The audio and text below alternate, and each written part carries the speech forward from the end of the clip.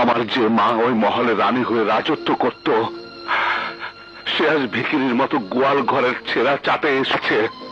তার কাছে গিয়ে আমি আমার কি পরিচয় দেব? আমার যে বোনের রাজধানী হয়ে থাকার কথা, সে আজ ফুটপাতে চা বিক্রি করে, হোটেল চালায়, বস্তিতে থাকে, দুবেলা তাদের মুখের আহার জুটে না। আমি আমি আমার কি পরিচয় দিব? কি করে বলবো মা আমি তোমার সন্তান? কি করে বলবো বোন আমি তোর ভাই? যে এতগুলো বছর তাদের কোনো খোঁজ দেয়নি, যে এতগুলো বছর তাদের কোনো দায়িত্ব পালন করেনি, কি করে বলবো বল? আমি কি করে বলবো বল?